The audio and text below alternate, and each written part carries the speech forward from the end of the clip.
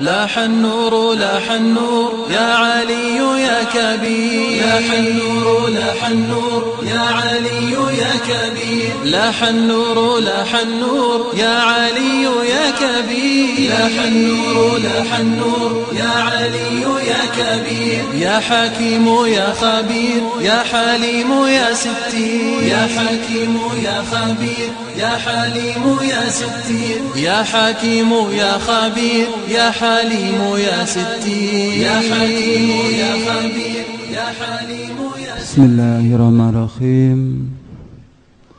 السلام عليكم ورحمة الله وبركاته.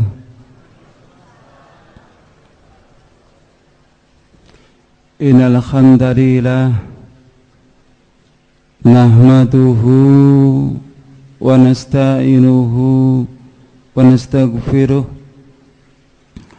wa na'udzu billahi min shururi anfusina wa min sayyiati a'malina, may yahdihillahu fala mudilla lahu wa may yudlil fala hadiya lahu.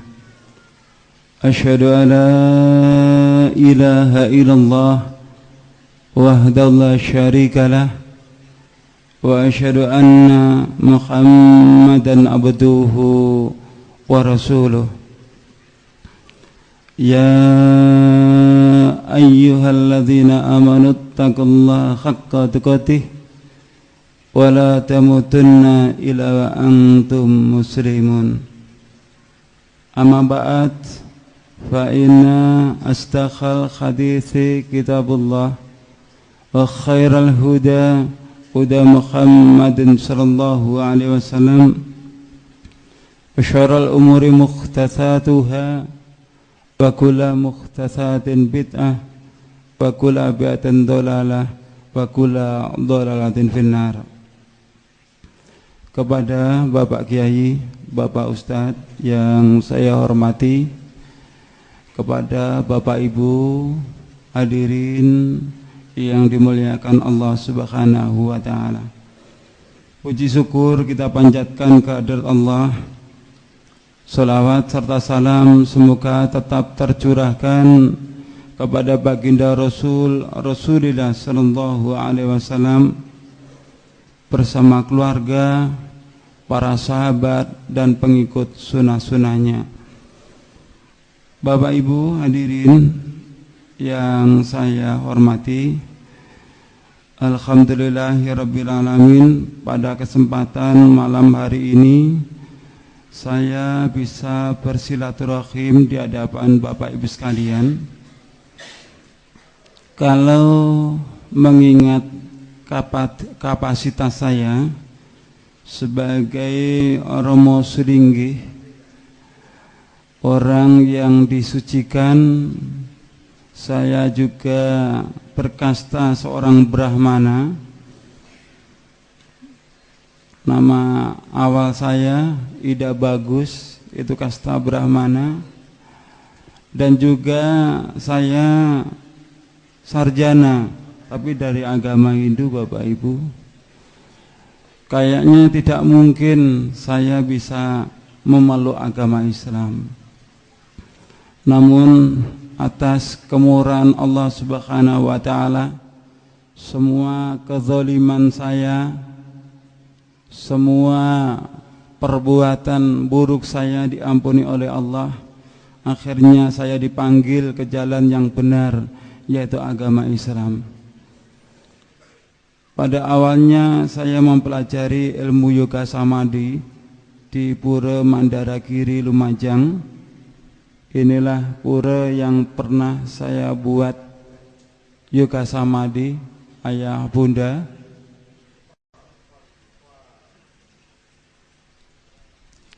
Saya mempelajari ilmu yoga samadhi bersama rekan-rekan yang lain.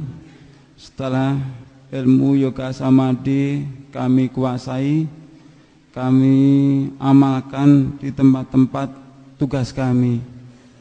Alhasil banyak saudara seagama saya maupun saudara-saudara dari umat Islam yang juga mengikuti ilmu yoga samadhi itu.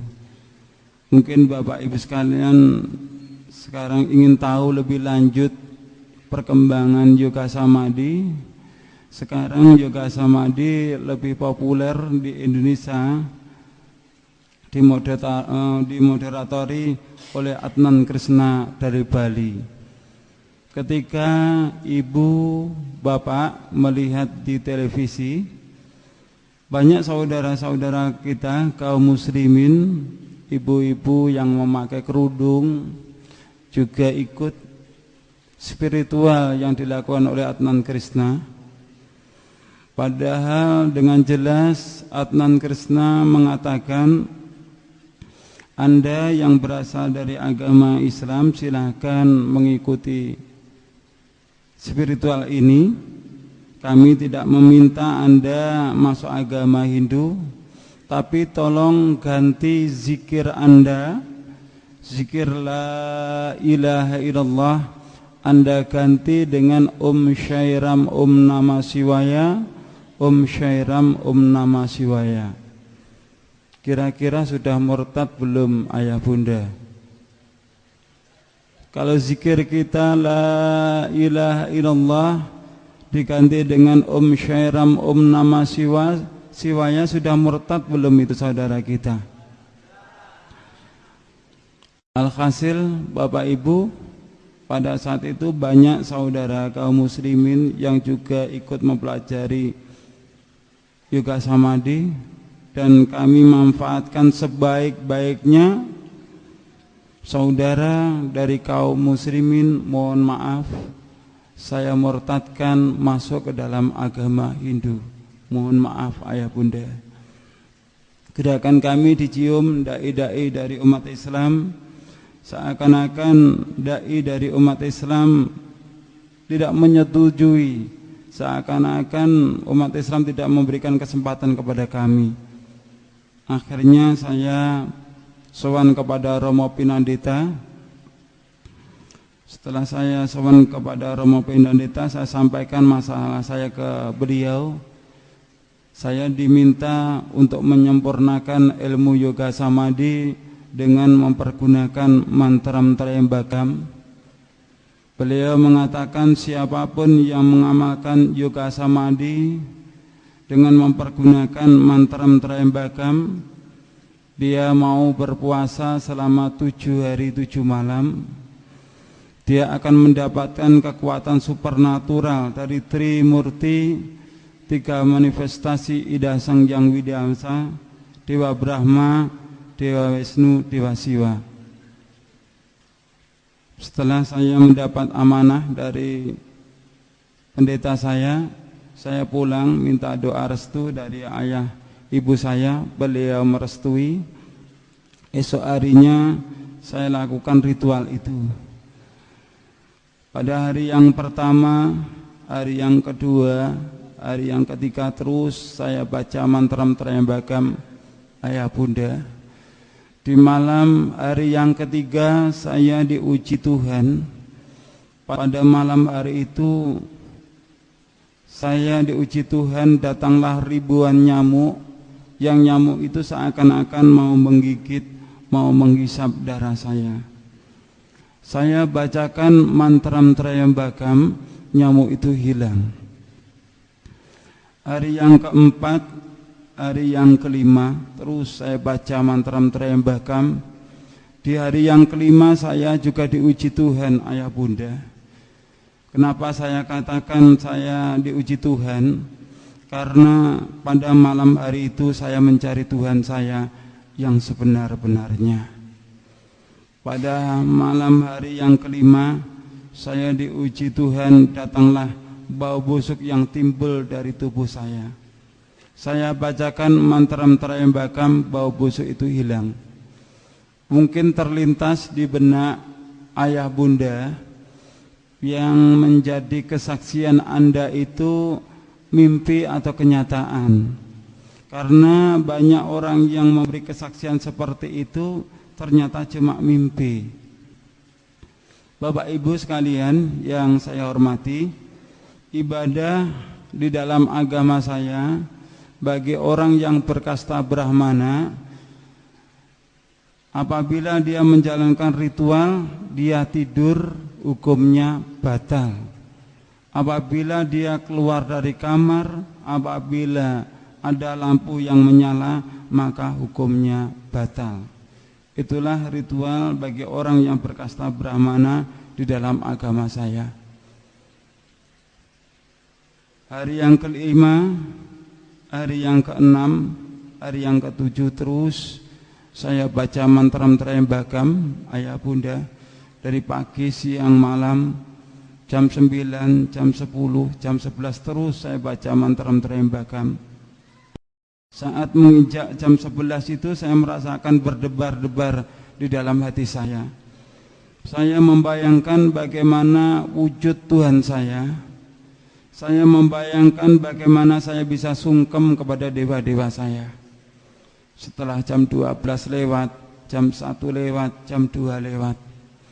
Setelah jam 2 lewat, ayah bunda, yang saya rasakan di dalam hati saya bukan berdebar-debar lagi, tetapi guncang yang sangat luar biasa.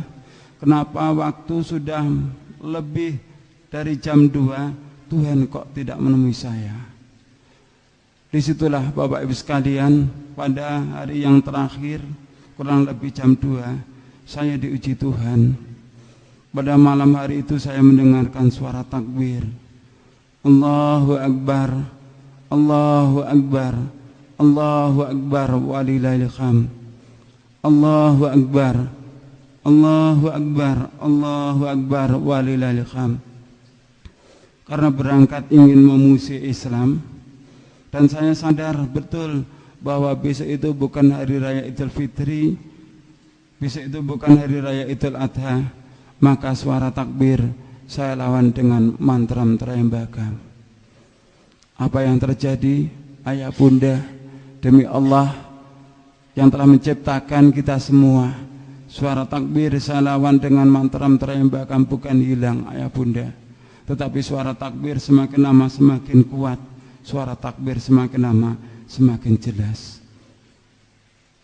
Apakah saya sudah tunduk dengan suara takbir itu yang akhirnya bisa menerima Islam? Belum, ayah bunda. Kesombongan masih ada di dalam hati saya.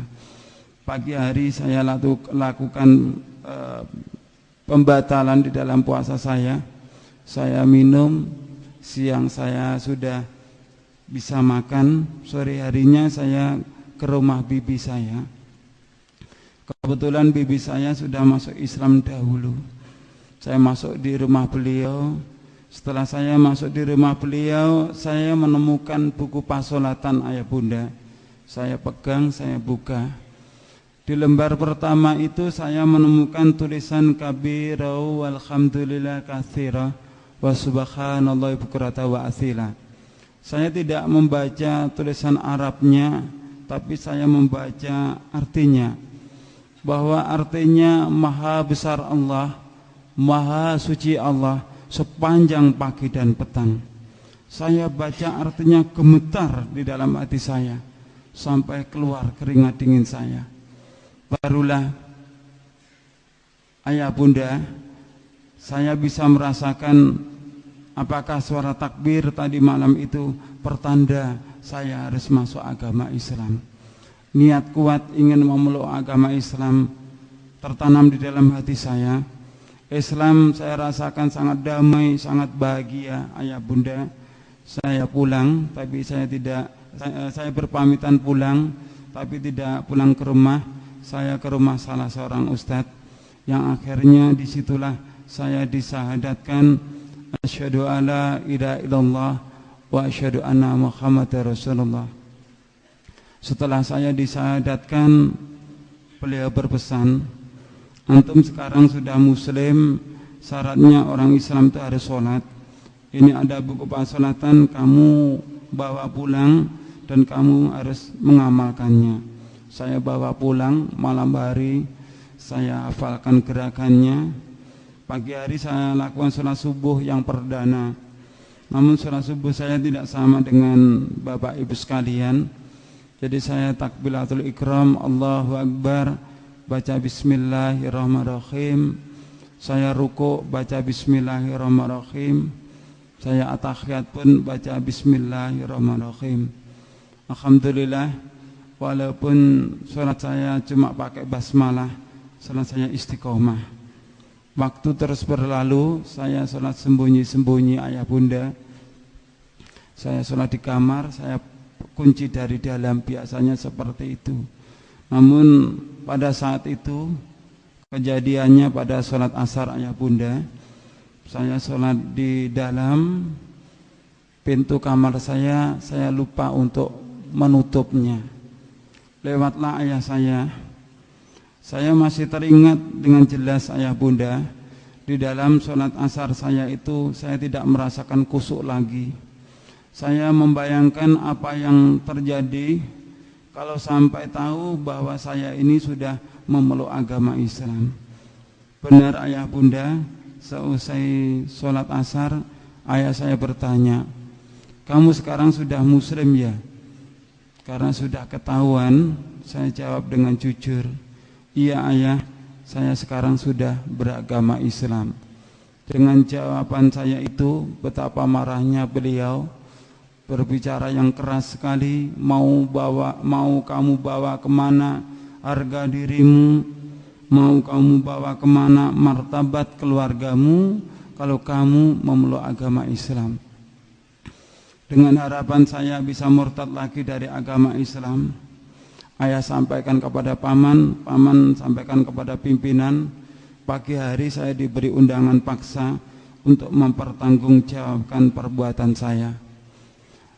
Pagi hari saya disidang ayah bunda, di hadapan mereka, dicaci maki, dihujat.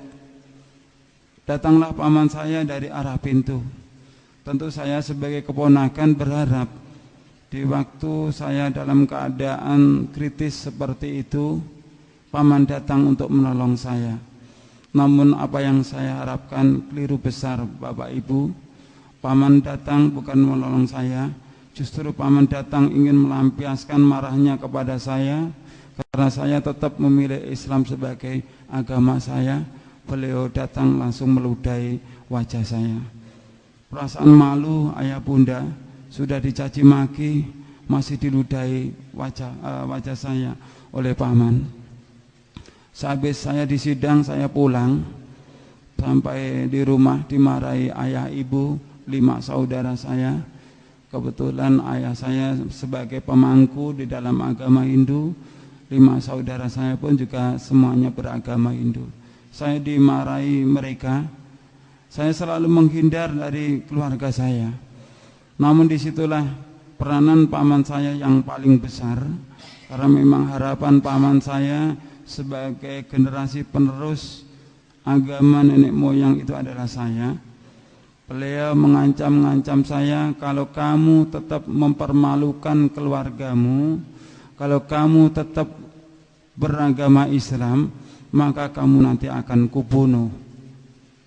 Saya merasakan ucapan paman saya itu hanya gertakan ayah bunda. Saya pun juga tidak ada buruk sangka kepada paman saya. Namun ternyata ucapan paman saya itu benar-benar dibuktikan. Jadi kejadiannya pada saat itu saya di rumah sendirian, karena tidak ada buruk sangka kepada paman saya, tidak ada kecurigaan kepada paman saya. Saya pernah, ayah bunda, demi memeluk agama Islam ini saya pernah disergap dari belakang. Saya sudah pernah, ayah bunda, demi memeluk agama Islam ini tangan saya diikat. Saya sudah pernah, ayah bunda, demi memeluk agama Islam ini leher saya mau digorok. Saat pisau sudah menempel di leher saya, ayah bunda, saya dalam keadaan benar-benar kritis. Tidak ada harapan lagi untuk hidup.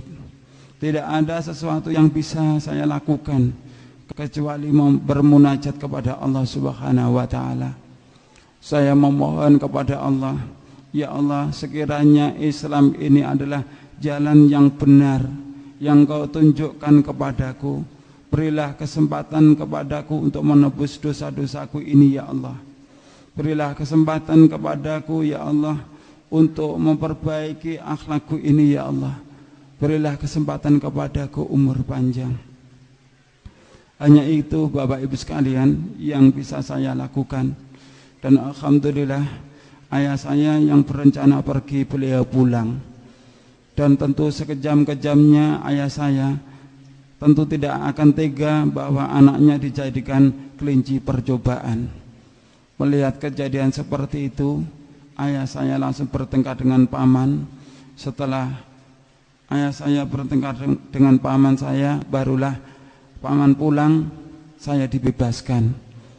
Setelah saya dibebaskan, ayah saya bertanya, kenapa kamu memeluk agama Islam? Kenapa kamu tidak kasihan kepada keluarga ini? Gara-gara kamu memeluk agama Islam, keluarga kita jadi pecah seperti ini. Bapak Ibu hadirin yang saya hormati, saya ceritakanlah hasil ritual saya kepada ayah saya. Ayah, di dalam ritual saya kemarin, saya di hari yang ketiga saya diuji Tuhan. Datanglah ribuan nyamuk, saya bacakan mantram Trayambakam hilang.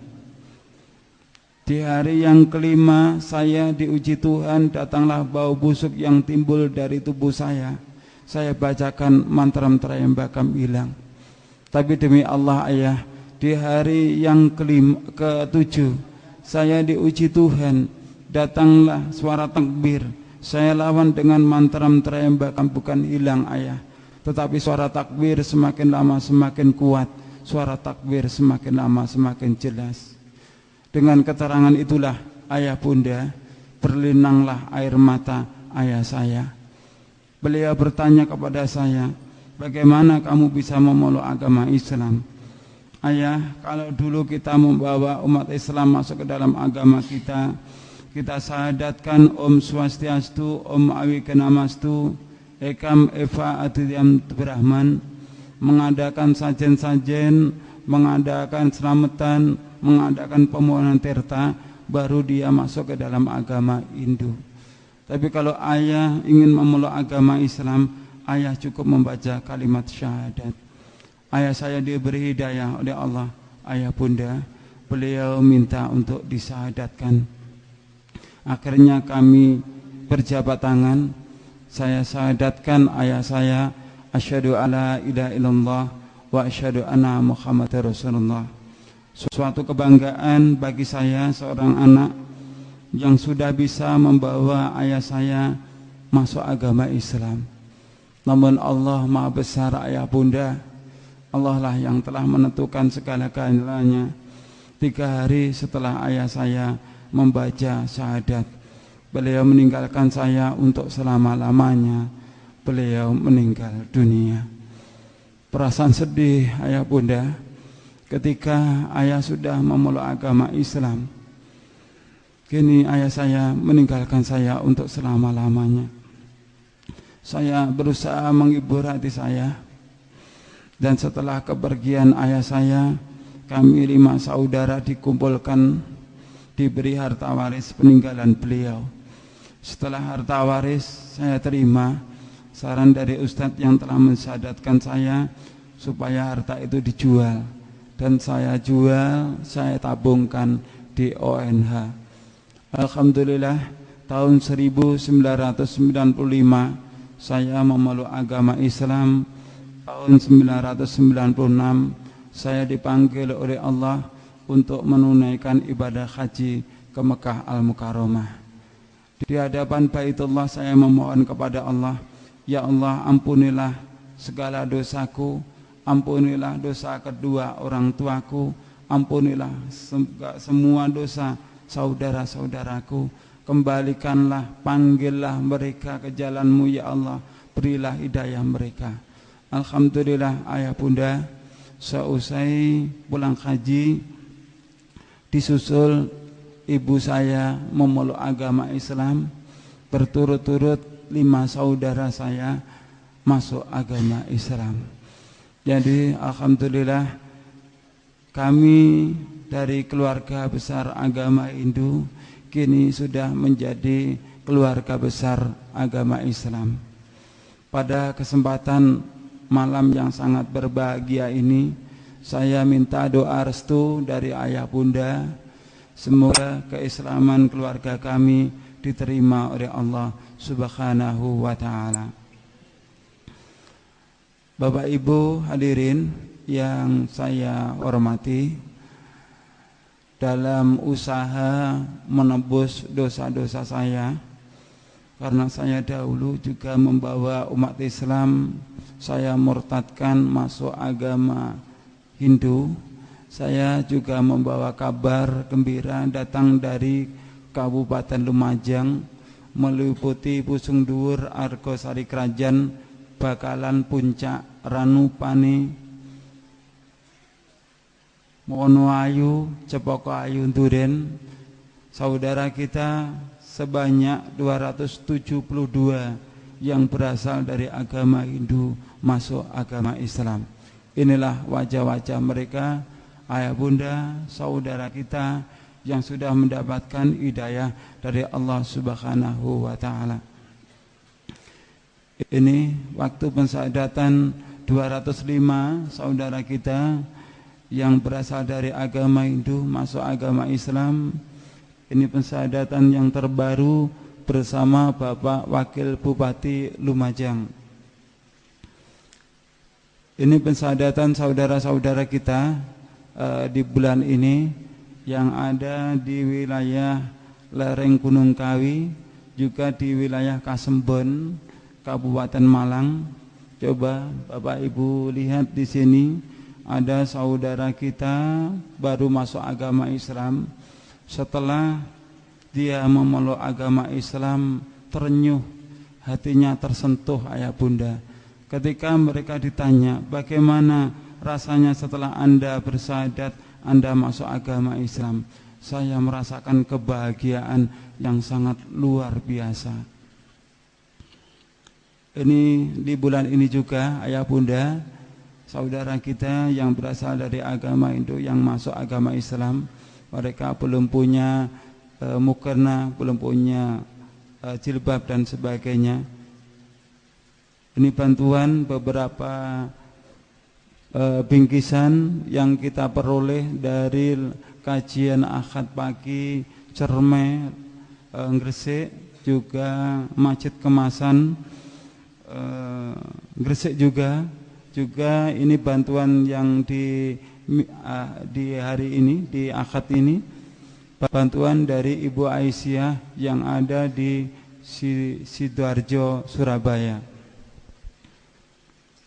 Bapak Ibu hadirin yang saya hormati, ketika Anda mendengarkan kesaksian saya, kita bersama-sama bisa menyimpulkan kenapa orang yang beragama Hindu, orang yang beragama Buddha, yang beragama Kristen, dia tidak mau masuk agama Islam. Jawabannya karena mereka sombong. Kalau mereka tidak sombong, mereka mau membandingkan kitab mereka dengan kitab Al-Quran, insya Allah mereka akan terpanggil mendapatkan hidayah dari Allah Subhanahu wa ta'ala. Begitu juga kenapa umat Islam tidak mau tunduk kepada Al-Quran dan sabda Rasulullah sallallahu alaihi wasallam? Jawabannya juga karena sombong. Di dalam hati Anda masih ada penyakit TBC, takhayul, bid'ah dan khurafat, kekuatan-kekuatan yang datang selain dari Allah Subhanahu wa ta'ala. Ketika kita berdakwah kepada orang-orang saudara kita non-muslim, itu semua membutuhkan waktu yang lama, juga tidak mudah Bapak Ibu sekalian, sulit. Itu pengalaman yang saya rasakan. Namun saya merasakan ada yang lebih sulit ayah bunda. Kita mengajak orang Hindu, orang Kristen masuk agama Islam itu sulit. Tapi ada yang lebih sulit, yaitu mengislamkan orang yang sudah beragama Islam. Itu sulit sekali ayah bunda.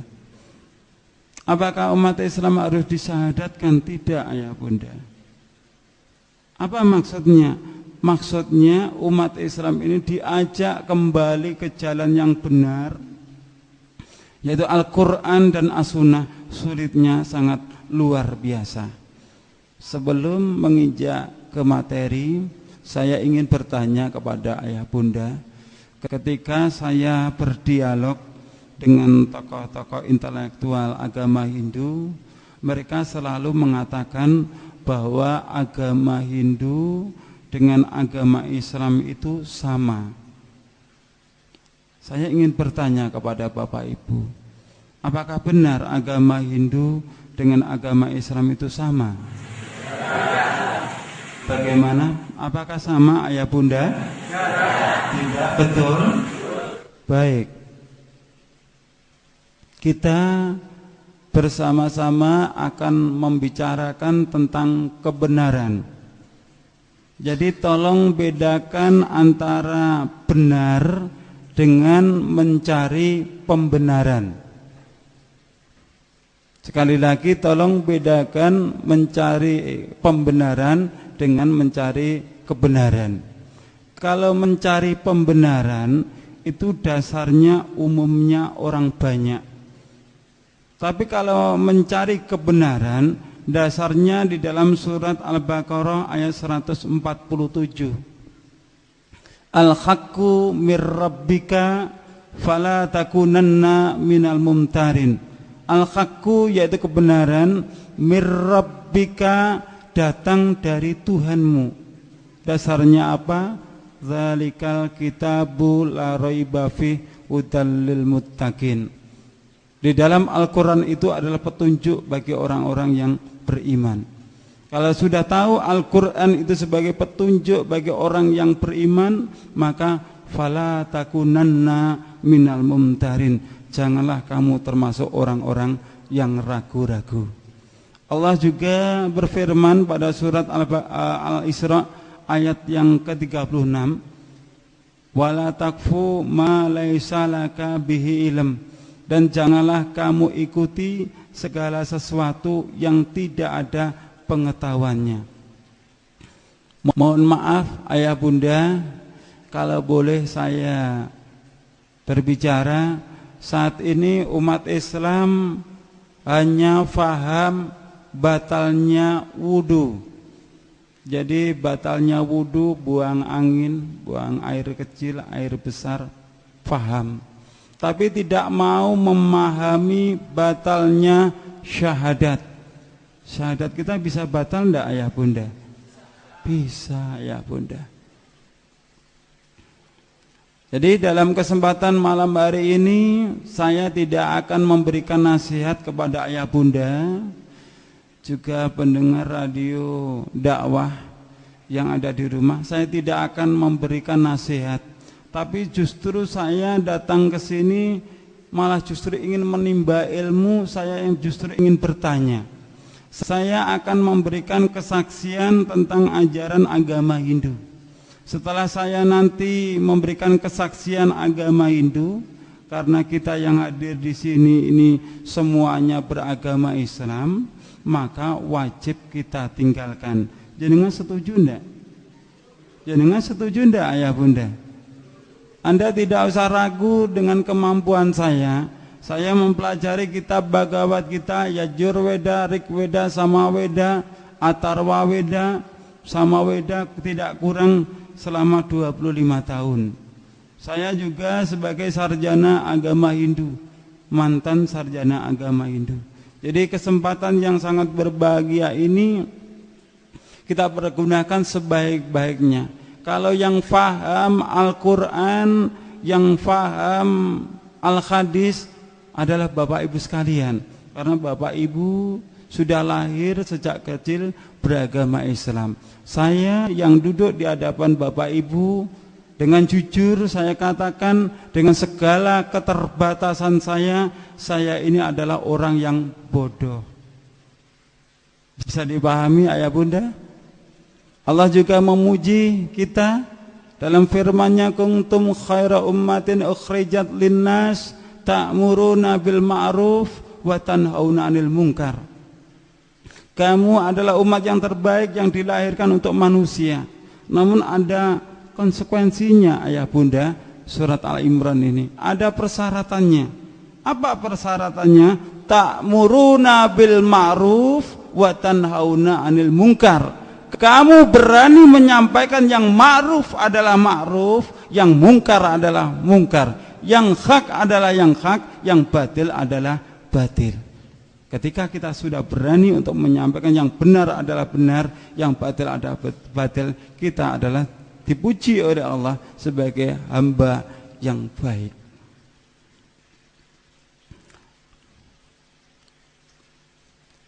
Saya mempunyai pertanyaan yang pertama, tolong dijawab dengan jujur. Di dalam agama saya, yaitu agama Hindu, Dewi Saraswati mempunyai kendaraan angsa, dan Dewi Saraswati selalu di atas bunga teratai. Di dalam agama Hindu, angsa dilarang untuk disembelih. Angsa adalah binatang yang dikeramatkan sebagai kendaraan Dewi Saraswati. Dewa Brahma mempunyai kendaraan atau palinggian, yaitu binatang gajah. Gajah di dalam agama saya dilarang keras untuk dibunuh, dilarang untuk disembelih. Begitu juga Dewa Siwa. Dewa Siwa mempunyai palenggan, yaitu sapi atau kerbau yang berwarna putih. Bisa Anda lihat di dalam perpustakaan nasional yang ada di Bali, bahwa Resi Markadenya, ini bukan rumah sakit Islam ayah bunda ya. Jadi bahasanya kita pakai ejakan Sanskrit asli. Jadi bacanya Resi Markadenya dengan beberapa sapi juga kerbau yang berwarna putih. Biasanya dipergunakan dalam upacara Mapurwadaksina, yaitu di Bali, tempatnya sekarang di Gunung Raung, Desa Taro, Tegalang, Gianyar. Saya sampaikan, lembu dan kerbau yang berwarna putih dilarang disembelih karena sebagai palenggan Batara Siwa. Ketika saya masuk di kota wilayah bagian Jawa bagian tengah, saya juga menemukan ayah bunda, yaitu kerbau yang berwarna putih. Karena kerbau atau sapi itu berasal dari India, ayah bunda, bawaan Resi Markadenya, setelah datang ke negeri kita biasanya disebut bukan kerbau warna putih tapi kebo bule. Jadi ada yang namanya turis bule, juga ada kerbau bule. Saya amati ayah bunda bahwa kemerdekaan Republik Indonesia ini diperoleh atas dukungan dan prakasa para ulama-ulama kita, termasuk ada Kiai Ahmad Dahlan, ada Kiai Hasyim Asy'ari yang mendukung perjuangan kemerdekaan Republik Indonesia. Jelas Kiai Ahmad Dahlan, Kiai Hasyim Asy'ari. Tapi setelah saya masuk di wilayah tengah, apa juga di sini ini ya ini, saya menemukan gelar ulama, Pak Kiai, Pak Ustadz dipakai di kerbau ini ayah bunda. saya menemukan kerbau yang berwarna putih, namanya Kiai Slamet. Pertanyaan saya, ayah bunda, sejak kapan kerbau ini jadi kiai? Dan kalau boleh tahu, ya, hati kita masa tidak tersentuh? Masa yang namanya kiai tidak pernah pakai baju, bahkan tidak pernah pakai celana dalam, ayah bunda. Buang air juga di sembarang tempat. Terus di sini setiap tahun, ayah bunda, diarak bukan 1-2 orang, ribuan manusia berebut kotoran Kiai Kebo Slamet, ayah bunda. Katanya kerbau ini bisa mendatangkan berkah, kotorannya pun juga bisa sebagai obat sebuah penyakit. Beberapa waktu yang lalu saya investigasi di kandangnya Kebo Slamet ini. Saya tidak mau manggil kiai karena dia hanya binatang, ayah bunda. Ternyata sampai di sana, yang mana di setiap tahunnya kotorannya ini direbutkan, di kandangnya itu kotorannya banyak sekali, ayah bunda. Jadi setelah saya di Jawa Timur atau di luar Jawa, saya sarankan kepada saudara-saudara kita, kalau Anda datang, apa benar di Solo itu? Kebo Slamet ini apa benar di Solo, ayah bunda? Saya sarankan kepada mereka, jangan datang di acara ritual itu, datang aja di luar bulan itu. Kalau Anda mencari kotorannya Kebo Slamet, cari aja di sana, ndak usah bawa kantong plastik, bawa aja truk. Ndak usah berebutan, ayah bunda. Masa lo kelasnya Solo muncul beberapa ustadz yang luar biasa, jam terbangnya tinggi, yang seperti ini masih diyakini, ayah bunda. Jenengan percaya ndak kalau ini bisa mendatangkan berkah? Alhamdulillah. Yang saya herankan yang mengelola ini, ya, orangnya juga punya derajat. Dia orang yang terpandang, makanannya juga bergizi, pendidikannya pun juga menengah ke atas, tapi uteknya gak digawe sayangnya. Semoga beliau mendengarkan apa yang saya sampaikan, tidak sakit hati, tapi segera tobat gitu loh. Pertanyaan yang kedua, di dalam agama saya, ketika memberangkatkan mayat ke kuburan, biasanya di dalam agama saya diwajibkan dipamitkan di depan rumah. Setelah dipamitkan di depan rumah, biasanya ada tradisi berobosan. Jadi berobos dari arah kanan ke kiri, dari kiri ke arah kanan. Setelah saya masuk agama Islam, Bapak Ibu sekalian, karena Hindu meyakini bahwa berobosan itu sebagai wujud bakti kepada orang tua, juga salam kepada dewa yang ada di nirwana. Di kalangan masyarakat Islam juga ada tradisi berobosan. Di Solo sini apakah juga ada yang namanya berobosan?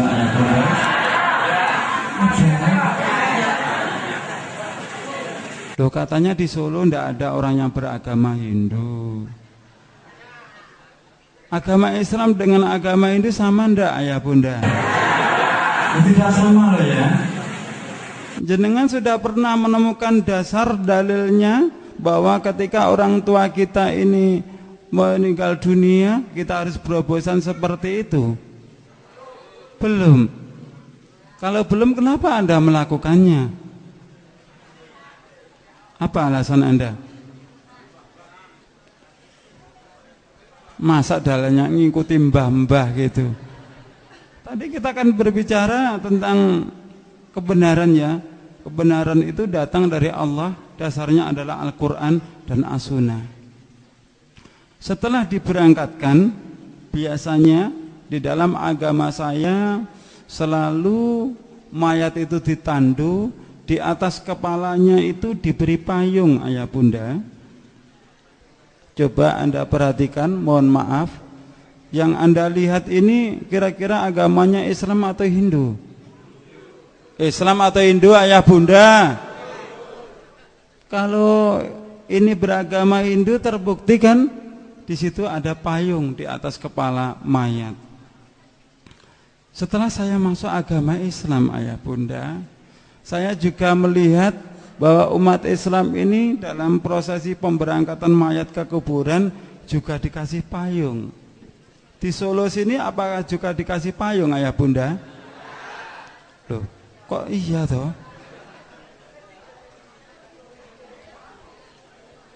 Apa alasannya ketika orang tua kita meninggal dunia, dibawa ke kuburan, dikasih payung?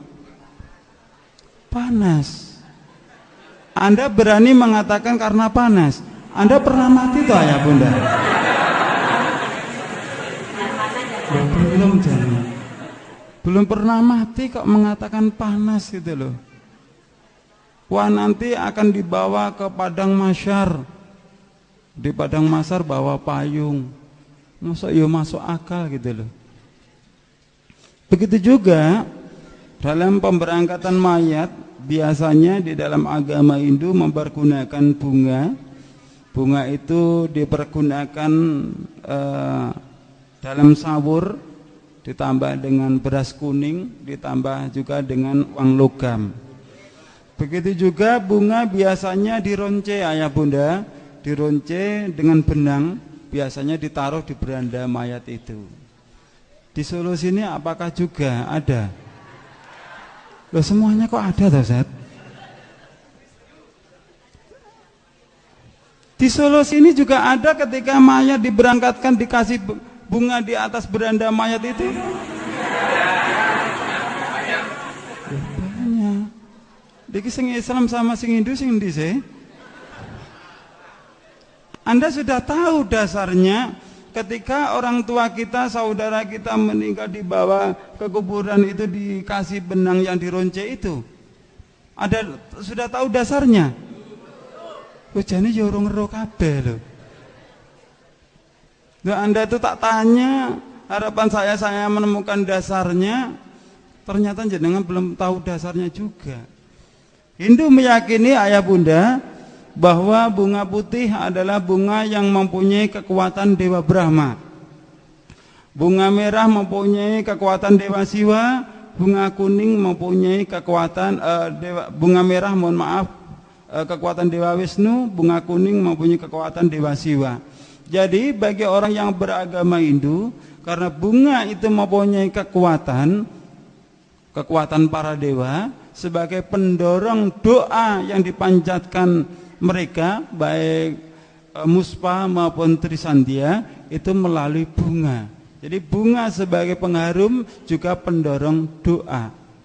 Masyarakat kita menjelang bulan suci Ramadan juga seperti itu, ayah bunda. Berbondong-bondong ke kuburan juga bawa bunga. Wonten Solo nggih ngaten nah. Lho sampean kok terak-terak agama aku sih? Tapi agama saya yang dulu gitu loh.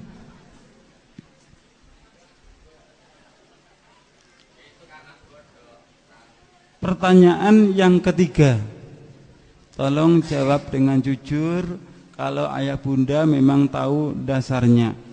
Di dalam agama saya, bahwa roh anak yang belum balik atau meninggal dalam keadaan belum dewasa, mereka meyakini bahwa roh anak itu menjelang hari raya atau pada saat hari raya pulang ke rumah. Sebagai penghormatan roh anak kepada penghormatan orang tua kepada roh anak, maka orang tuanya biasanya menyediakan kupat. Kupat dipasang biasanya di atas pintu, ada juga yang ditaruh di kamar tengah, ada juga yang langsung setelah hari raya dibagikan kepada tetangga. Ini kita lihat di depan pura, ayah bunda, kita lihat terlihat dengan jelas bahwa di depan pura juga disediakan ketupat. Ini pemasangan ketupat saudara-saudara kita di Bali.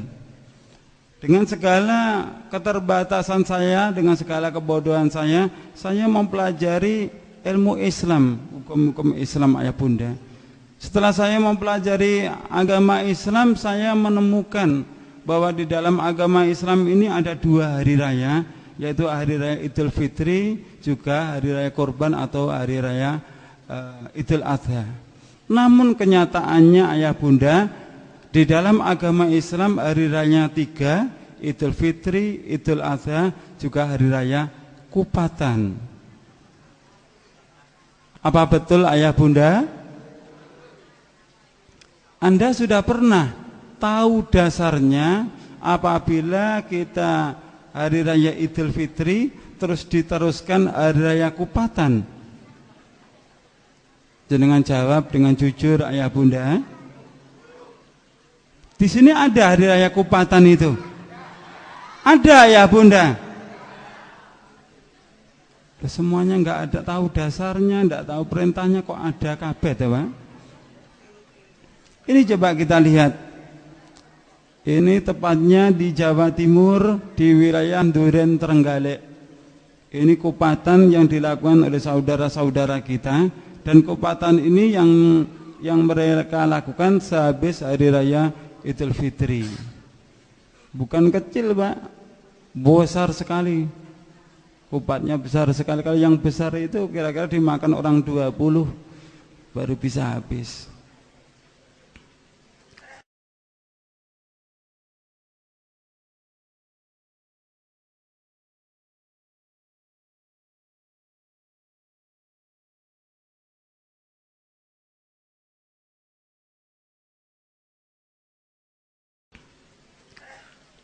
Pertanyaan yang keempat, di dalam prosesi menuju alam nirwana, menghadap Ida Sang Hyang Widiwasa, mencapai alam moksa, di dalam agama saya diperintahkan untuk melakukan selamatan atau kirim doa 1 hari, 3 hari, 7 hari, 40 hari, 100 hari, mendak pisan, mendak pindo, nyewu.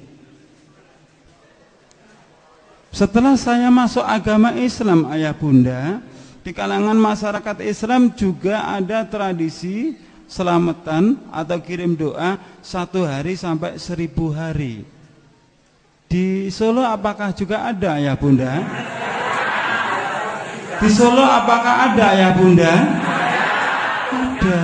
Oh, Blitar niku nggih wonten Pak tradisi niku, berarti ketularan keng Solo lek ngoten. Tolong jawab dengan jujur. Ya, kajian kita ilmiah. Maksudnya ilmiah, saya mengatakan dari Hindu, saya pun juga punya dasarnya. Anda mengatakan itu ajaran Islam, Anda pun juga harus menyiapkan dalil atau dasarnya. Apa yang dimaksud dalil? Dalil itu adalah ilmu Allah. Dalil itu adalah wahyu Allah. Barang siapa yang menolak ilmu dan wahyu Allah, berarti dia telah menolak Al-Quran. Surat Al-Azab, Allah telah berfirman, wa ma kana lil mu'mini wa la mu'minatin idza qadallahu wa rasuluhu amran ayakuna lahumul khiyaratu min amrihim. Dan tidak pantas disebut seorang laki-laki yang beriman, dan tidak pantas disebut wanita yang beriman ketika Allah sudah memutuskan suatu perkara, dia mencari hukum selainnya. Tidak pantas disebut sebagai laki-laki beriman dan wanita yang beriman. Tolong jawab dengan jujur ayah bunda. Anda sudah pernah menemukan dasarnya ayah bunda?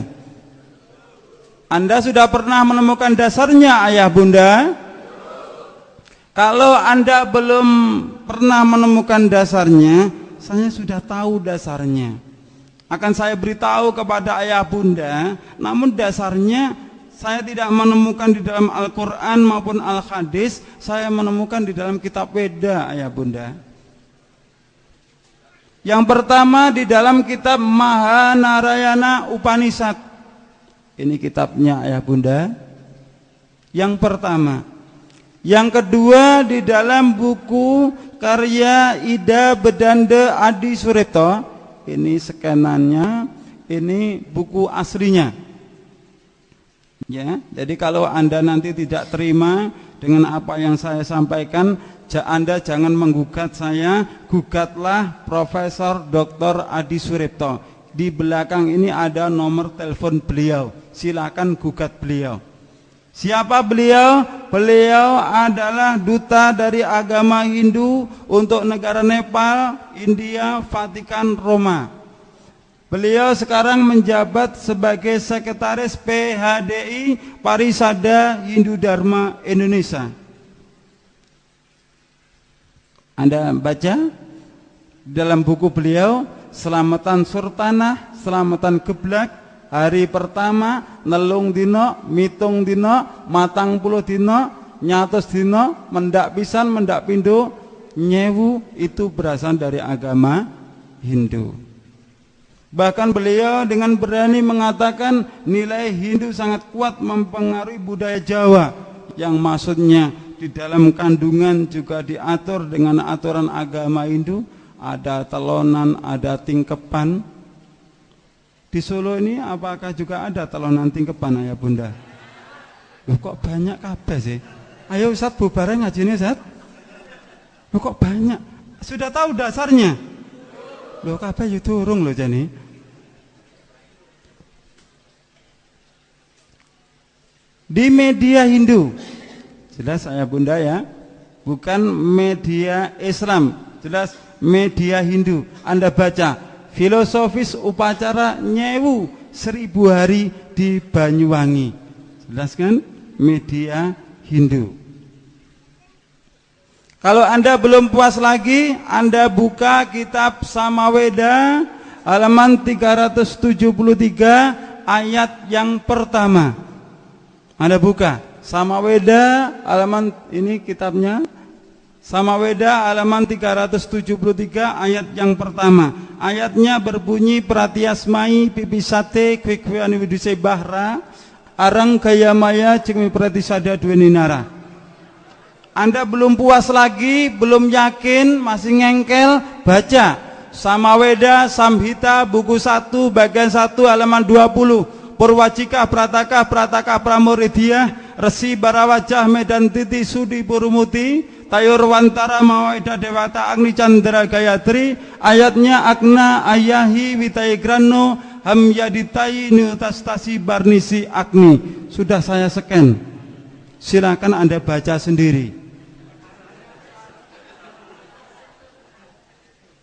Di situ dipaparkan dengan jelas ayah bunda bahwa lakukanlah pengorbanan kepada orang tuamu, lakukanlah kirim doa kepada orang tuamu di hari pertama, ketiga, ke-7, 40, 100, mendak pisan, mendak pindo, nyewu. Jelas itu. Kalau Anda masih belum puas lagi, saya menulis buku, disediakan di panitia, kemungkinan di depan ya. Saya beri judul Mu'alaf Menggugat Selamatan. Saya paparkan tidak kurang 200 dalil ayah bunda, tapi dari Weda semua. Saya paparkan itu di dalam buku tulisan saya. Ini sudah saya scan Bapak Ibu sekalian. Ini kitabnya Samaweda. Ini rujukan-rujukan dalam bahasa kita adalah kitab tafsirnya. Kenapa? Apa dasar yang lain? Dasar yang lain di dalam agama saya bahwa umat Hindu meyakini rukun iman Hindu yang diberi nama Pancasrada. Panca artinya 5, Srada artinya rukun iman yang harus diyakini. Yang pertama percaya adanya Sang Hyang Widi, yang kedua percaya adanya roh leluhur, yang ketiga percaya adanya karma pala, yang keempat percaya adanya samskara atau manitis, yang kelima percaya adanya moksa. Pancasrada ini mempunyai rukun ayah bunda. Rukunnya yaitu pancayatnya. Panca artinya 5, yatnya itu artinya 5 macam selamatan.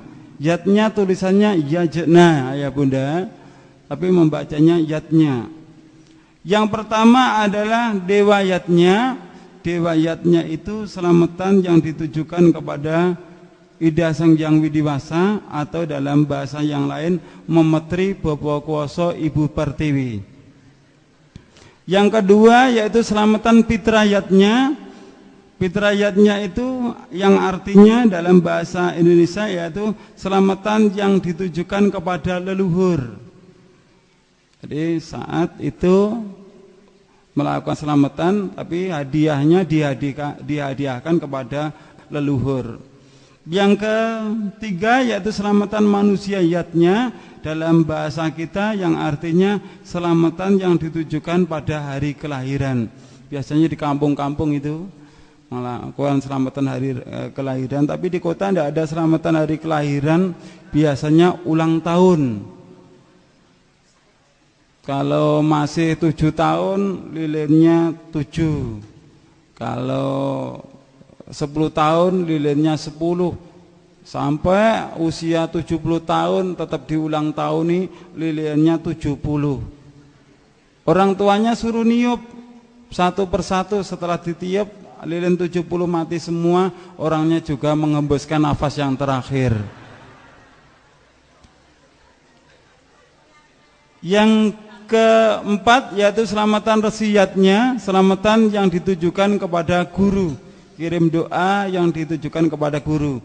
Ini kalau di dalam agama saya biasanya selamatan yang diadakan di danyangan-danyangan atau di punden-punden. Tapi kalau di kota tidak ada yang namanya danyangan atau punden, tapi lebih ngetren sekarang selamatan haul, memperingati kiainya telah meninggal dunia. Jawab dengan jujur. Anda sudah pernah mengetahui dasarnya ketika ketika kiai kita meninggal dunia terus diselamati haul? Rasulullah ya mempunyai istri Ibu Khadijah yang kaya raya. Ya. Istri Rasul kaya raya. Pernahkah Ibu Khadijah itu dihauli ayah bunda? Pernah menemukan dasarnya? Tidak ada ayah bunda. Yang terakhir yaitu selamatan budayatnya, selamatan yang ditujukan kepada hari kebaikan. Biasanya ini kalau di kalangan masyarakat Islam, selamatan menjelang bulan suci Ramadan. Jadi yang namanya selamatan unggahan, selamatan megengan. Di sini apa juga ada selamatan megengan itu ayah bunda? Ada. Kita bisa menyimpulkan ayah bunda, kalau di dalam agama Hindu melakukan selamatan, kalau umat Islam tidak melakukan selamatan tapi melakukan sedekah. Sedekah itu dengan selamatan kira-kira sama ndak ayah bunda? Sedekah dengan selamatan sama ndak ayah bunda? Tidak sama. Selamatan itu dilakukan pada hari nasnya, hari kematian orang tuanya atau leluhurnya, hari pertama sampai 1000. Kalau saat hari itu Anda tidak punya uang, Anda tidak punya harta, wajib hutang kepada tetangga. Betul enggak? Tapi kalau sedekah tidak seperti itu ayah bunda. Sedekah itu kita keluarkan di saat kita punya rezeki yang cukup. Ya, ada kelebihannya, kita keluarkan, kita berikan kepada saudara kita yang membutuhkannya. Itu bedanya sedekah dengan selamatan. Nah, sekarang di kalangan masyarakat kita tidak ada yang mau mengatakan saya lagi selamatan, tidak mau. Saya lagi sedekah. Hari apa tujuannya apa? Mengirim leluhur saya. Loh, kenapa fitrayatnya? Saya lagi sedekah, kenapa Anda sedekah? Ini saya memperingati hari kelahiran saya. Saya mau sedekah, apa tujuan Anda? Saya mau megengan. Terpaut dengan ajaran-ajaran agama Hindu. Yang benar itu saat kita melakukan sedekah itu menjelang bulan suci Ramadan atau di bulan suci Ramadannya ya bunda? Di bulan suci Ramadan. Kapan Anda memberikan kepada saudara-saudara kita? Menjelang mau berbuka puasa. Itu yang benar ayah bunda. Begitu. Bagi orang yang beragama Hindu, Ini bagi orang yang beragama Hindu punya keyakinan bila orang yang tidak diselamati dia akan diperalina hidup kembali ke dalam dunia, bisa berwujud menjadi hewan atau bersemayam di pohon-pohon. Makanya kalau Anda ke Bali banyak pohon yang dikasih kasih kain-kain itu karena mereka meyakini rohnya ada di pohon itu. Dan juga bersemayam di barang-barang yang bertuah termasuk keris, jimat dan sebagainya. Makanya di dalam agama saya setiap hari Sukra Umanis, Sukra itu Jumat, Umanis itu Legi, biasanya kerisnya atau jimatnya diberi sajen-sajen, diberi minuman kopi. Itulah alasannya kenapa mereka melakukan sajen-sajen. Di masyarakat kita juga seperti itu. Ketika mereka punya yang namanya keris jimat, setiap malam Jumat Legi juga diberi bunga, diberi sajen-sajen. Ini bagi mereka yang tidak mau selamatan, yang mau melakukan selamatan langsung tiketnya masuk ke dalam surga. Itu bagi orang yang beragama Hindu. Ini prosesnya dari kecil dewasa bisa kembali kepada Tuhannya. Bahkan yang sudah tua bisa menjadi seorang dewa.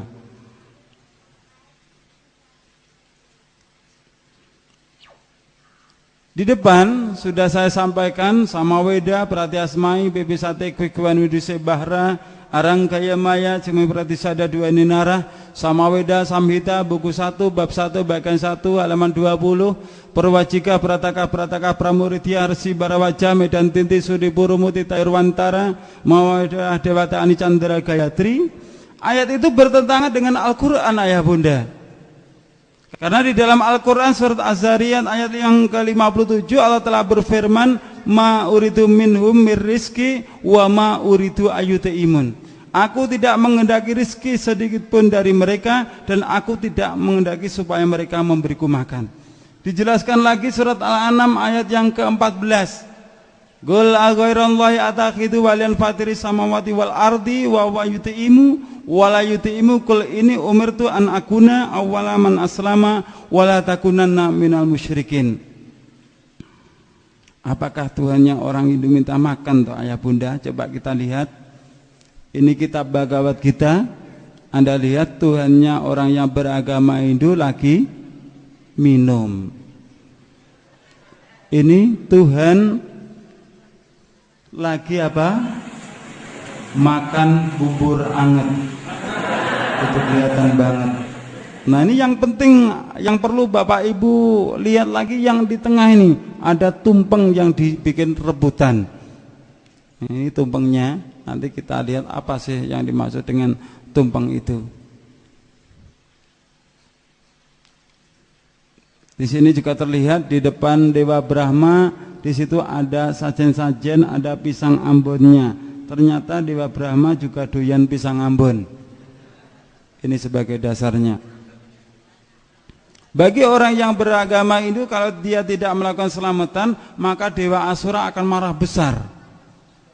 Dewa Asura akan mendatangkan bala, dia akan membunuh manusia yang ada di dalam dunia ini. Dan Dewa Asura ini di dalam masyarakat Islam tidak disebut Dewa Asura ayah bunda, tapi diganti dengan sebutan Betoro. Anak ontang-anting harus diruat karena takut Betoro Kala. Sendang kapit pancuran harus diruat karena takut Betoro Kala. Rabi ngalor ngulon gak wani mergane wedi karo Betoro. Betoro Kala ngono dewane agama Hindu. Lha apa sampeyan agama Islam kok wedi? Pertanyaan yang kelima. Apakah Anda kenal dengan ini ayah bunda? Kenal ayah bunda? Kira-kira kalau ini bukan gambar, ini kenyataan, sehabis kajian ini nanti kita makan bersama, kira-kira enak enggak ayah bunda? Ayah bunda mengatakan enak, kalau saya mengatakan tidak enak ayah bunda. Kenapa? Konsep di dalam agama Hindu, di dalam kitab Manawa Dharma Sastra Weda Semerti disebutkan bagi orang yang berkasta sudra yang tidak bisa membaca kalimat syahadat Om Swastiastu, Om Awikenamastu, Ekam Eva Adityam Brahman, sulit tidak syahadatnya itu? Sulit tidak ya Bunda? Maka di dalam Manawa Dharma Sastra Weda Semerti dikatakan cukup membuat tumpeng. Tumpeng itu bentuknya adalah segitiga. Segitiga yang dimaksud di sini adalah Trimurti, 3 manifestasi Ida Sang Hyang Widiwasa, Dewa Brahma, Wisnu dan Dewa Siwa. Dan umat Hindu mengatakan barang siapa yang sudah membuat tumpeng berarti dia sudah beragama Hindu. Kira-kira ucapan saudara kita itu bisa terjadi enggak? Ada imbasnya enggak sama kita?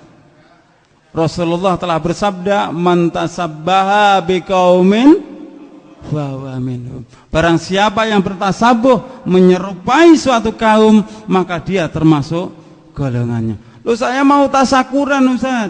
Saya mau syukuran, bagaimana kalau seperti ini tidak boleh, bikin tumpeng tidak boleh.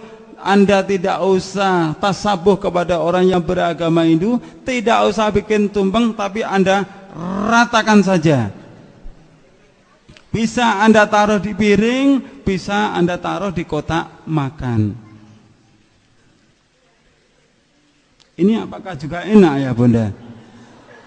Enak enggak ini? Sampai kok ngeragas atau sawang-sawang? Coba ini langsung kita ambil, tapi di desa dari orang yang beragama Hindu, tolong dibandingkan. Yang ini dengan yang ini sama ndak ayah Bunda? Jawab dengan jujur, yang ini dengan yang ini sama ndak ayah Bunda? Kira-kira yang pakai kopiah ini beragama Islam atau Hindu? Masa wong Hindu gawe kopiah kayak ngono rek? Ini saudara kita ayah Bunda. Coba Anda baca. Ini terjadi juga di mana? Di Klaten ayah Bunda. Anda lihat ya.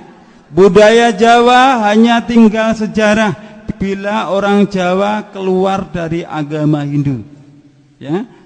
Budaya Jawa hanya tinggal sejarah bila orang Jawa keluar dari agama Hindu. Tadi ketika saya bertanya kepada ayah Bunda, saya tanya, katanya, kenapa Anda melakukan itu? Karena mengikuti nenek moyang. Betul seperti itu? Coba Anda baca surat Al-Baqarah ayat 170. Wa idza qila lahum ittabi'u ma anzalallah qalu bal nattabi'u ma alfaina 'alai aba'ana aw kana aba'uhum la yaqiluna syai'a wa la yahtadun. Dan apabila dikatakan kepada mereka, ikutilah apa yang telah diturunkan Allah, mereka menjawab, tidak. Kami hanya mengikuti apa yang telah kami dapati dari perbuatan nenek moyang kami. Ada juga Al-Maidah ayat yang ke-104. Bisa Anda buka. Kalau Anda pernah membaca buku yang saya tulis, Mu'alaf Menggugat Selamatan, maka Anda bisa merasakan betapa mudahnya beramal soleh, bersedekah, baik orang yang kaya maupun orang yang miskin. Bahkan di dalam media Hindu ini dituliskan, Gubernur Bali keluhkan proposal ritual miliaran rupiah. Umat Hindu di Jembrana Bali menurun jumlahnya gara-gara sulit mencari janur, gara-gara tidak mampu melakukan selamatan, dia pindah agama, masuk agama Islam. Wong Hindu utake digawe, Pak. Gara-gara dia tidak mampu beli janur, tidak mampu melakukan selamatan, dia pilih masuk agama Islam. Karena Islam tidak pernah ditekan. Anda hari ini tidak bisa sedekah, harus bisa. Anda harus hutang kepada tetangga. Itu bukan ajaran Islam, ayah Bunda. Islam tidak ada paksaan seperti itu. Kalau Anda mampu, keluarkanlah sedekah Anda. Kalau tidak ada, Anda belum mampu atau Anda tidak punya, Anda justru wajib menerima sedekah. Lu penak lo. Aku wong Hindu iso ngomong kok sampean gak iso piye sih.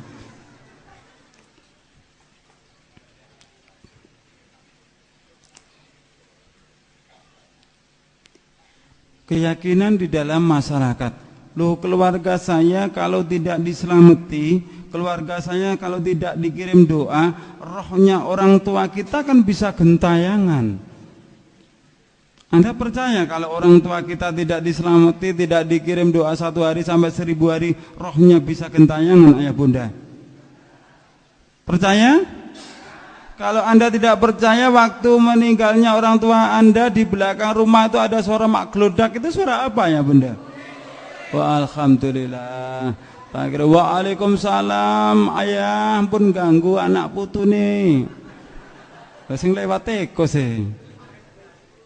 Kalau Anda membutuhkan dalil bahwa roh yang tidak diselamati dan dikirim doa 1 hari sampai 1000 hari itu rohnya gentayangan, Anda buka kitab Siwasasana halaman 46-47 cetakan tahun 1979. Ini ada dasarnya.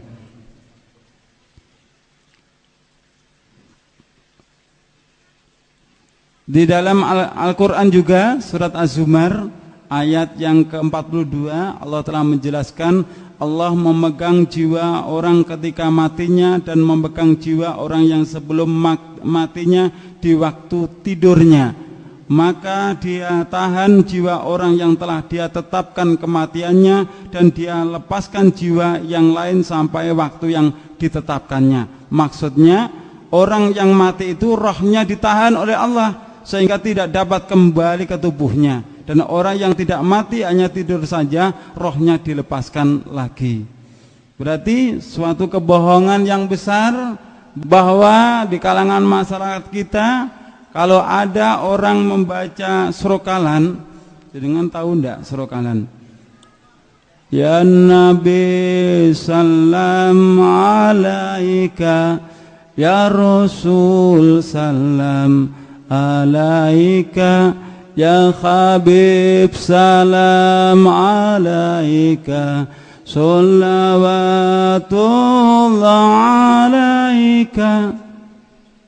Biasanya jamaknya disuruh berdiri menghormati kehadirannya ruhnya Rasulullah sallallahu alaihi wasallam. Anda percaya kalau rohnya Rasulullah SAW dibacakan itu akan hadir? Anda buka surat Az-Zumar tadi, ya.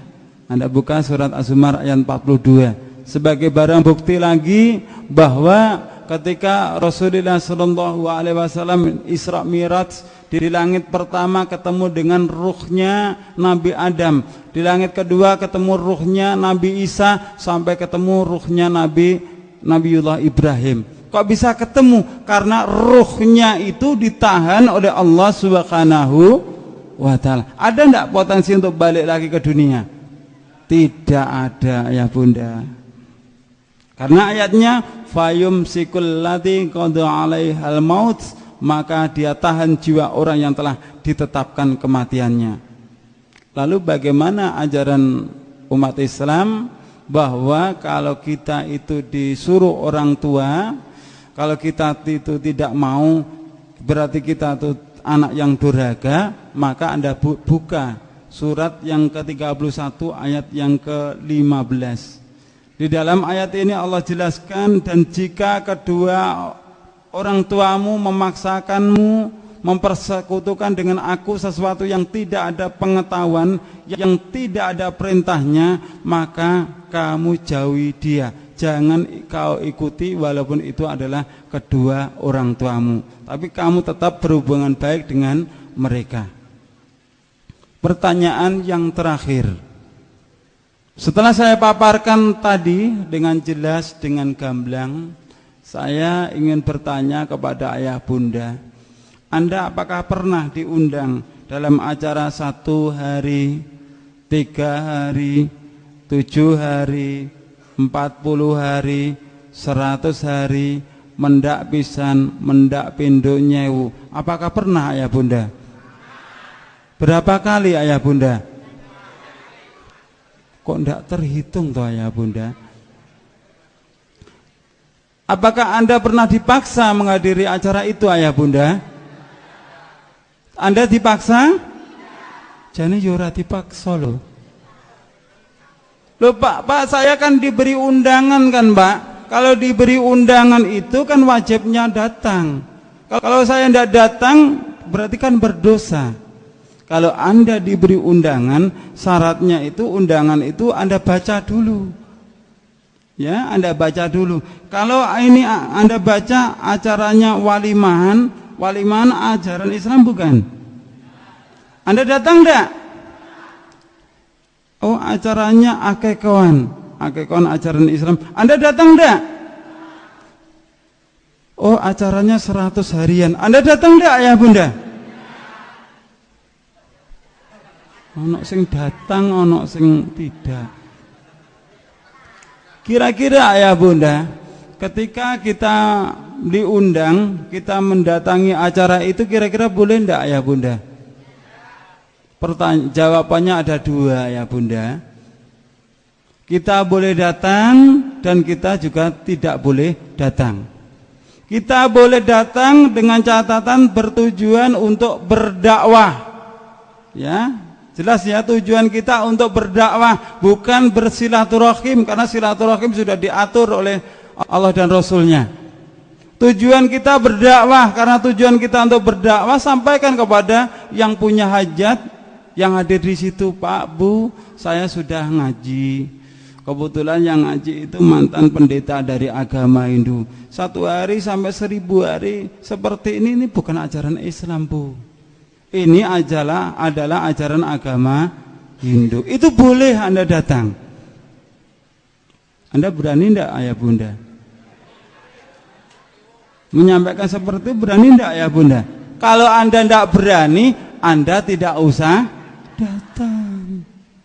Setelah Anda mendengarkan apa yang saya sampaikan, ada pendapat dari masyarakat kita, loh, kalau kita datang kan juga bisa mendoakan orang tua kita, mendoakan leluhur kita. Kan berarti kan baik tuh, mendoakan orang tua, leluhur. Mungkin di Solo juga punya keyakinan seperti itu. Kalau kenyataannya itu benar, pendapat Anda itu benar, tentu sudah dilakukan oleh Rasul dengan para sahabat. Kira-kira Rasulullah itu dengan kita itu pintar mana ya Bunda? Kalau Anda mengatakan pintar saya, pintar kita, lho dek nopo Rasulullah ini dadi bodoh ya Bunda. Setelah Anda tahu dasar dari kedua sisi agama besar ini, kira-kira setelah sehabis kajian ini Anda nanti berani tidak menyampaikan di dalam masyarakat kalau yang seperti itu adalah ajaran Islam, ajaran Hindu? Berani tidak? Berani? Allah Subhanahu wa taala telah berfirman pada surat At-Taubah 111, "Innallaha ashtara minal mu'minina anfusahum wa amwalahum bi anna lahumul jannah." Sesungguhnya Allah telah membeli dari orang-orang mukmin diri mereka, harta mereka dengan jaminan surga. Resiko Ayah Bunda, kita dikucilkan di masyarakat, kita dibenci di dalam masyarakat, resiko. Tapi jangan lupa, resiko itu dibeli oleh Allah dengan jaminan surga. Jadi kalau kita tidak berani melakukan dengan alasan ewoh pakewoh dengan tetangga, tidak enak sama tetangga, Anda berarti belum mampu menerima resiko. Saya resiko tidak enak sama tetangga karena apa? Istrinya baru saya garong, itu pantas, gitu loh. Tapi kalau tidak enak gara-gara kita menegakkan Al-Quran dan As-Sunnah, jangan lupa ya Bunda, Al-Quran dan As-Sunnah itulah petunjuk bagi kita kalau kita kepingin selamat di dunia sampai di akhirat nanti. Sudah sampai di sini. Mungkin sebelum saya tutup, ada beberapa pertanyaan yang diajukan kepada saya berkaitan dengan materi yang sudah saya sampaikan. Saya harapkan Anda bertanya tentang ajaran Hindu, bukan bertanya dasar Al-Quran maupun Al-Hadisnya, karena yang paham adalah Anda sendiri.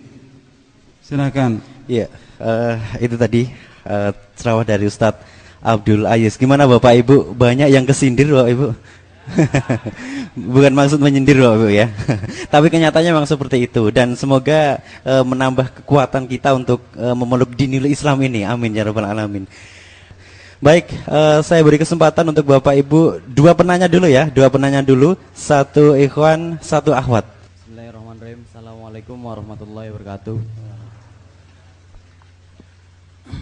Dalam mendengar hal ini, saya berterima sekali dengan hal-hal yang ada dalam kehidupan di masyarakat, terutama di masyarakat saya ini. Asal saya dari Bekasi. Ternyata apa yang dikatakan oleh beliau Ustadz Abdul Aziz, ternyata memang di dalam kehidupan kita masyarakat Islam notabene memang sama agama Hindu. Dan juga mereka di masyarakat ya ini tentang kepercayaan mereka pada ruh-ruh harus.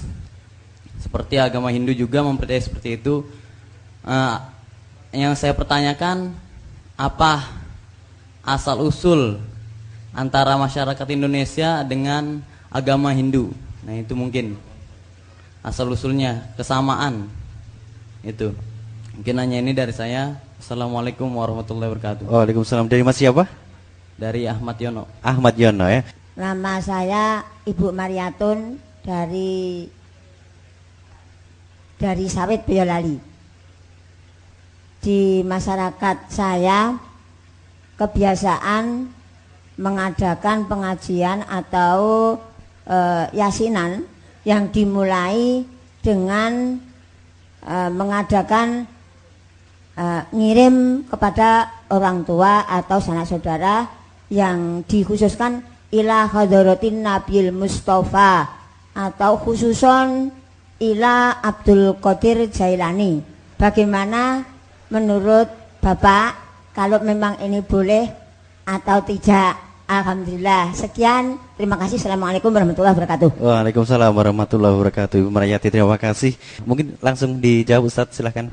Terima kasih atas pertanyaan. Pertanyaan yang pertama, jadi ayah bunda, agama Hindu itu muncul pertama di lembah Sungai Indus, yang mana keyakinannya itu adalah animisme dan dinamisme. Setelah 300 tahun kemudian di lembah Indus dimasuki oleh bangsa Arya Samad yang menyembah sapi. Siapa dia? Dialah orang-orang yang murtad menjadi kaumnya Nabi Musa alaihissalam.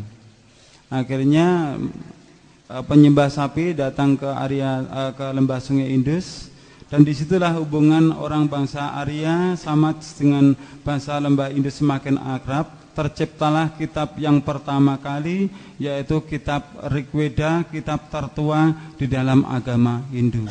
Jadi jelas bangsa Arya itu adalah orang-orang Yahudi. Orang Yahudi juga menyembah sapi. Itu. Terus kapan Hindu itu masuk ke Indonesia? Di abad yang ke-8. Ada Resi Markadenya, buku Teran Siddhimarta dan sebagainya. Itu pertanyaan yang pertama. Kalau pertanyaan yang kedua kayaknya lebih fase saya. Jadi kalau saya dulu pernah belajar juga tawasul seperti itu, ila khadaratin Nabi Mustafa sallallahu alaihi wasallam wa ala alihi wa aswajihi wa zuriyatihi lahumul fatihah bi'inillahi ta'ala wa bisyafaati Rasulillah sallallahu alaihi wasallam wa bikaramati Syahadul Qadir radhiyallahu anhu lahumul fatihah. Fase ndak ayah bunda? Jujur, kula siyen tukang ngoten niku ngoten. Karena sampai saat ini saya belum pernah menemukan dalilnya, dasarnya. Sementara saya ini berhenti dulu. Saya diundang juga ndak mau, disuruh ngimami juga ndak mau. Kenapa? Kuwatir penyakit kula kumat malih ngoten. Di Ibu nun sewu kula nggih mboten semerep dasaripun. Nggih. Bagaimana dengan keterkaitan 1 hari sampai 1000 hari itu yang dibacakan surat Yasin, surat Al-Falaq, Anas, bahkan doanya Rabbana atina fid dunya hasanah menurut pandangan Islam. Jadi Bapak Ibu sekalian, surat Yasin hak dari Allah, surat Ikhlas, surat Falaq hak dari Allah. Rabbana atina fid dunya hasanah wa fil akhirati hasanah wa qina adzabannar hak ayatnya Allah. Tapi walaupun itu hak dari Allah, Anda bacakan di acara 1 hari, 7 hari, 40 hari, 100 hari, mendak pisan mendak bidonnya, Bu. Tadi sudah saya buktikan dengan jelas bahwa 1 hari sampai 1000 hari itu miliknya orang agama Hindu. Anda telah mencampur adukan antara yang hak dengan yang batil. Anda telah mencampur adukan antara ajaran Hindu dengan ajaran agama. Anda telah mencampur adukan antara ajaran Hindu dengan ajaran agama. Allah mengingatkan, wala talbisul haqqa bil batili wa ta'tumul haqqa wa antum ta'lamun. Dan janganlah engkau campur adukkan antara yang hak dengan yang batil, dan janganlah engkau sembunyikan yang hak itu sementara engkau mengetahui. Umat Islam semuanya sadar, oh ini tidak ada dasarnya. Iya, tidak ada dasarnya, tapi ada keperluan lain. Mohon maaf, kalau di zaman para sahabat, Ammar bin Yasir itu demi membela kalimat la ilaha illallah, keluarganya sampai dibunuh, keluarganya disiksa. Itu demi mempertahankan kalimat la ilaha illallah. Tapi zaman sekarang sudah berbeda ya Bunda. Baca la ilaha illallah, pulang dikasih berkat, pulang dikasih sanggup. Betul enggak? Oh, sampean tukang ngono nek. Coba kita buka surat Al-Maidah ayat yang ketiga. Al-yauma a'maltu lakum dinakum wa atmamtu alaikum nikmati wa raditu lakumul Islam madina. Hari ini telah kusempurnakan agamamu. Tidak ada cacat di dalam agama Islam itu. Sempurna. Dan kuridhai Islam itu sebagai agamamu. Jadi bagi Anda beragama Kristen, Hindu, Buddha, kalau Anda ingin mendapatkan ridhonya Allah, harus masuk agama Islam. Dan kalau sudah beragama Islam, Anda akan mendapat ridhonya kalau Anda benar-benar tunduk kepada Al-Quran dan sabda Rasulullah Sallallahu Alaihi Wasallam. Apa tujuan Anda hidup di dalam dunia? Halo? Halo? Apa tujuan Bapak Ibu hidup dalam dunia? Fadlam minallah wa ridwana, mencari karunia dan ridha Allah Subhanahu wa ta'ala. Bagaimana kita akan mendapatkan ridhonya Allah kalau hidup kita tidak menurut aturan-aturan dari Allah Subhanahu wa ta'ala? Sak geleme dhewe tidak bisa ya Bunda. Ada lagi pertanyaan? Saya Abu Rois dari Klaten. Saya membaca dalam kitab Al-Iman. Dalam kitab itu menerangkan bahwa Nabi Muhammad SAW itu secara tersirat juga dicantumkan dalam kitab Samaweda. Pertanyaan saya, menurut Ustadz yang telah menguasai kitab Samaweda dan sebagainya, apakah memungkinkan dulu ada nabi yang hak yang ajarannya sebagian dimasukkan dalam kitab Samaweda? Karena memang kenyataannya Nabi Muhammad adalah sebagai penutup para nabi dan sebagai nabi terakhir, dan itu kok bisa masuk dalam kitab Samaweda? Apakah mungkin dulu ketika awal-awal agama Hindu itu ada nabi yang hak namun ajarannya diselewengkan dan sebagian masuk dalam kitab Samaweda itu? Terima kasih. Ya, ini dari Ummu Atikah ya. Assalamualaikum Ustadz. Waalaikumsalam. apa filosofi film anak-anak Krishna di TV, dan tolong diberikan penjelasan agar sebagai orang tua bisa menasehati anak-anak dan ibu-ibu tentang bahaya terselubung film tersebut. Jazakallah khair. Ya, demikian Ustadz pertanyaan dari Ummu Atikah. Silakan Ustadz Abdul Aziz. Sedikit saya jelaskan kepada Bapak Ibu sekalian beberapa pertanyaan yang sudah saya jawab. Kita dalam negeri kita Indonesia ini biasanya masyarakat kita dalam dua golongan besar, terutama dari Nahdlatul Ulama juga dari Muhammadiyah. Kalau kita kembalikan pada sejarah, sebenarnya Nahdlatul Ulama maupun Muhammadiyah itu pedomannya sama. Kalau Anda tidak percaya, Anda buka Muktamar Nahdlatul Ulama Rabiul Tsani 1926, Lajnah Taif wan Nasr LTN NU Jatim dalam problematika hukum aktual Islam. Kiai Hasyim Asy'ari mengambil hukum dari Imam Syafi'i. Na'am ma yaf'aluhun nasu minal ijtima' indal ahli mayit wa sun'it ta'ami minal bid'il munkarat allati yusabu ala mang'iha. Tidak usah diterjemahkan Bapak Ibu ya. Tidak usah diterjemahkan Bapak Ibu, ngerti kan? Tuh kok enggak? Sama Islam suwi gak ngerti bahasa Arab ta? Iya, berkumpul di dalam keluarga mayit mulai 1 hari, 7 hari sampai 1000 hari itu adalah bid'ah mungkarat. Bid'ah yang diingkari agama, haram. Jelas itu. Anda buka kitab Al-Um dalam syarah I'anatut Talibin. Ya, Anda buka. Jelas itu. Nah, di situ tidak tertulis bid'ah hasanah ya Bunda.